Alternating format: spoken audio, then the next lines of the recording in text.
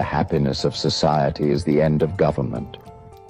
Liberty cannot be preserved without general knowledge among the people.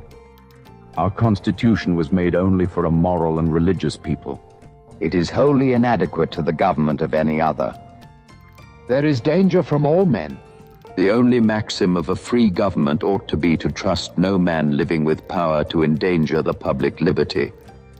Government is instituted for the common good, for the protection, safety, prosperity, and happiness of the people, and not for profit, honor, or private interest of any one man, family, or class of men.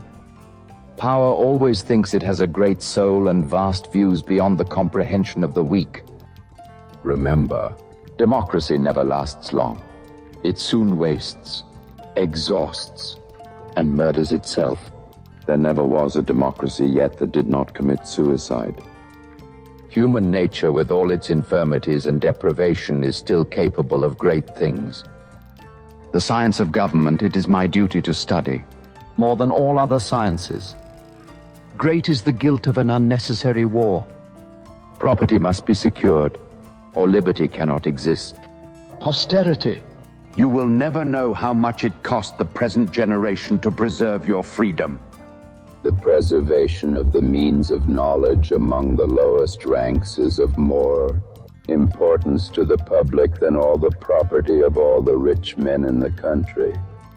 Let us tenderly and kindly cherish, therefore, the means of knowledge. Let us dare to read, think, speak, and write. Children should be educated and instructed in the principles of freedom. Avarice, ambition, revenge, or gallantry would break the strongest cords of our Constitution, as a whale goes through a net. The jaws of power are always open to devour, and her arm is always stretched out, if possible, to destroy the freedom of thinking, speaking, and writing. Abuse of words has been the great instrument of sophistry and chicanery, of party, faction, and division of society. The essence of a republic is that the people hold the sovereign power. Democracy will soon degenerate into an anarchy, such an anarchy that every man will do what is right in his own eyes, and no man's life or property or reputation or liberty will be secure. To believe all men honest is folly. To believe none so is something worse. Authority must be obeyed even when founded in usurpation and injustice. Virtue and simplicity of manners are indispensably necessary in a republic among all orders and degrees of men.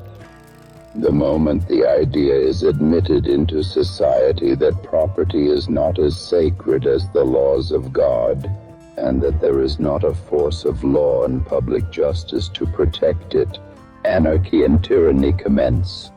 Patience and perseverance have a magical effect before which difficulties disappear and obstacles vanish. Wherever American liberty has been destroyed, it has always been done under the pretense of preserving freedom.